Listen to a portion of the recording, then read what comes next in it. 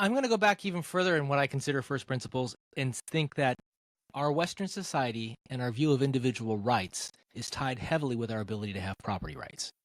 If you go Yeah. back to monarchies and the like, people did not own land. They were workers on the land, right? And at some point, as we moved towards democracies and what I don't know which particular form of government, but as the individual gained more rights as an individual, property ownership was a marker of that. You know, just like owning a car was a marker of freedom as we moved west, I think ownership of land was I am an individual. I am a sovereign person. I have rights. Here, look, here's my home. You can't come into my home, right? You Right. can't Not come. unless I invite you It's in. Right. my Exactly. land. So there's a Yeah. level of individual rights that go with that. I do wonder if we move to a society, and we have been, right, where people don't care about owning homes anymore. It's not as much an American dream aspect as it was before. Part of it because it's just impossible for a lot of people, and I think that's shifted the viewpoint. But if it's not part of your American dream, what does that mean for individual rights? And I do think we have seen changes, and you can call it a deterioration if you want to, but it definitely changes in how we view individual rights in this country. And I now wonder, it just occurred to me as we're talking, is this tied to property ownership? And it was just a thought I just had, because they've talked about property rights are a sign of Western culture. And I'm like, I guess it is in many ways a Western value. Not that other countries don't have it, but it's heavily tied to the individualism we believe in. Well, yeah, because it's so embedded in my mind. That's just what everybody did, and that's the right move. I mean, I couldn't even imagine doing something different. Well, the fact that you in some houses that you rent, you can't put a nail in the wall without getting permission.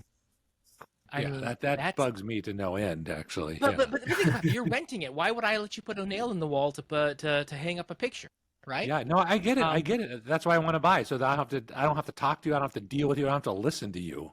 yeah. So that means that my rights as a renter are different than your rights as an owner. That we Yes, have of different course. rights. So now we're Yeah. no longer equal.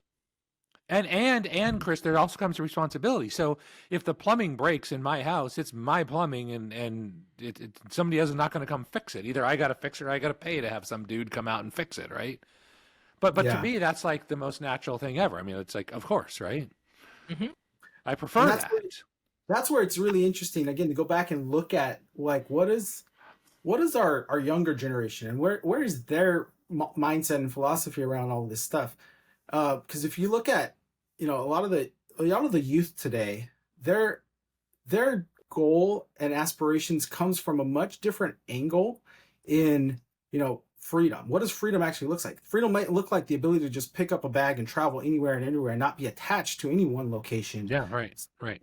If I own a house where I have to constantly think about maintaining this thing and all of the responsibilities that goes along with it, that actually might be more of a burden than a freedom.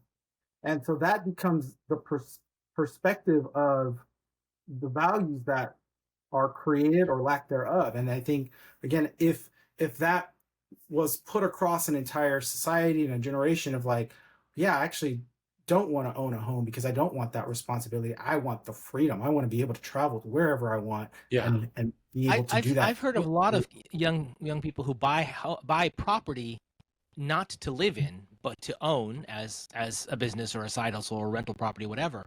So those who do buy quite often aren't buying for themselves as a home. They don't need to have a home. They need income. They need business. They need whatever. But that's an And so after. That's a different mindset, though. oh, but the fact that there's no desire to have a home, but there's a desire to have property is an interesting shift. Most, in the 50s and 60s, the desire would have been I need a home. That's part of my identity. And that's not the way it is anymore.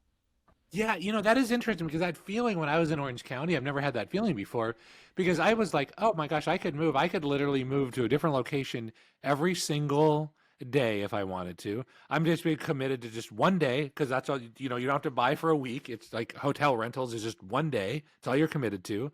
And I could move every day if I wanted to. Yeah. Which is weird. I mean, I just, it's like, it's like there's home and it's always home right here. You meet people who work remotely who are digital nomads and they just go from place to place and they dial in to do work. I mean, Yeah. honestly, if I weren't married with kids, I'm not sure I'd own a home. I might own a van and just drive around the country. Oh, you're one of those guys. The van Oh, life. I would have so much fun. Yeah. I always say the same thing, Chris. I think about that a lot too. And yeah, it's interesting because I during COVID, that's actually what I did. I started a whole business around the sort of that aspect of life where what are all these people out here that don't want to be tied to a home and housing. So I started building furnished rentals that basically gave you all the benefits of, a place that you could call home temporarily, whether that was a week or a month or 2 months, but you're not tied to all the maintenance, all the management of owning a property, figuring all that stuff out. I want to literally show up with my few personal possessions and start living there. Everything else is already there. Everything from your pots, pans, coffee maker, you literally just bring your own toothbrush. And that model has been rather successful because it's come from a place of that mindset, the digital nomad. It's like who is this group of people that just really have a whole different perspective of life and what it means to own something, but what type of freedom they get to create. And sometimes it's out of necessity, right? There's plenty of salespeople we've hosted that travel because that was their life. They literally go from point A to point B for a few months on a project. But there's other people that just do it because they're like, hey, I work remotely. I don't want to stay tied to this place. I want to go to the different city. I want to go visit this city. I want to live here for a minute. And they've built their entire lifestyle around that. And what I'm seeing from that trend is now there's also an aspect of affordable housing that goes into place, because that same model then comes down to there's companies like one of the big ones that's coming up right now. It's called Pad Split, right? Where they start splitting off homes by the room. And most of the people that are on Pad Split, they only live there for a fraction of what the normal tenants would live in. Like a lot of times there's tenants that are lifetime tenants, but they stay at one property for a really long time. Pad Split are very different.